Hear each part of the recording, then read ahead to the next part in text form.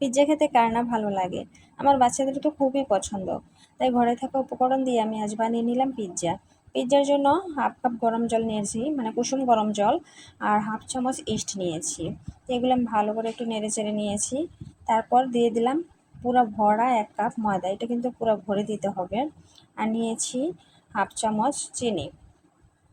এগুলো দেওয়ার পর আর পরিমাণ মতো একটু লবণ নিয়েছি। এগুলো দেওয়ার পরে যে আমি একসাথে ময়দার সাথে সব মিশিয়ে মতে নিচ্ছি। আর অল্প পরিমাণ হাতে একটু তেল দিয়ে নিয়েছি যেন হাতে লেগে না আসে। তো এভাবে দেখো আমি ভালো করে এটা মতে নিচ্ছি। ময়দাটা অবশ্যই ভালো করে মথে নিতে হবে। আর ময়দাটা যত ভালো মতা হবে তত হচ্ছে তোমার পিৎজাটা ভালো হবে, সফট হবে। তো ওইটা আমি প্লেট দিয়ে আধা ঘন্টার জন্য ঢেকে রেখেছি।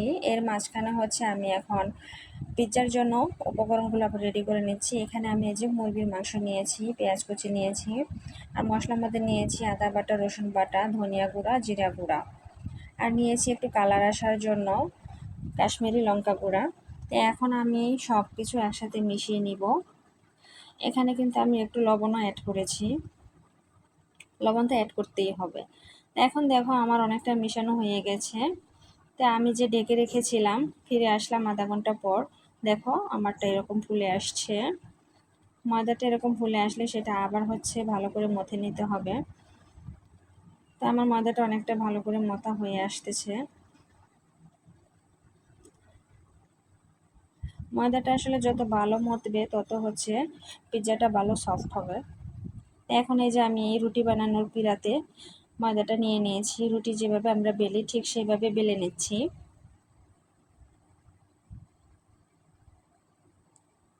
তোমরা এভাবে বেলে নেবে, এভাবে না বেললেও চলবে, চাইলে হাতেও করে নিতে পারবে।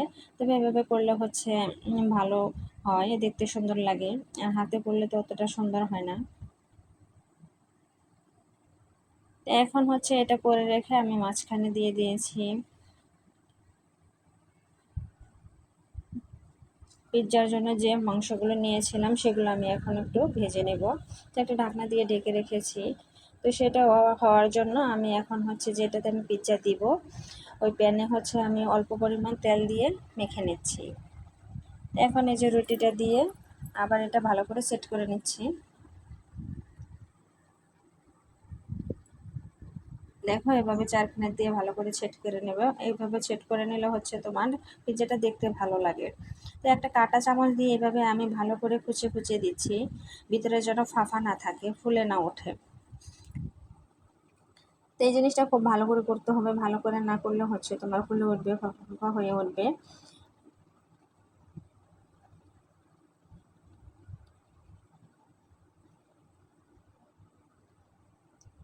তো এর মাঝখানে আমি আবার এটা ঢাকনা উঠিয়ে নেড়ে চেড়ে দিয়েছি। দেখো আমার এই উপকরণটা প্রায় হয়ে আসছে। এখন এই যে পিৎজার উপর আমি সস দিয়ে নিয়েছি, যেহেতু আমার বাচ্চারা খাবে সেজন্য অল্প পরিমাণে আমি সস দিছি। তোমাদের যদি ভালো লাগে আরও বেশি করে দিয়ে নিবে, অবশ্য সসটা যত বেশি দিবে তত পিৎজার টেস্টটা ভালো আসে।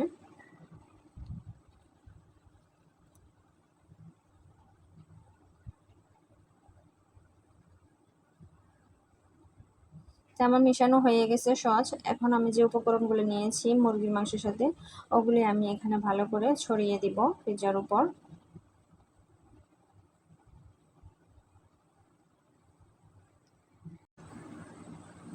এখন এই যে মাংসের উপর আমি চিজ দিয়ে নিয়েছি।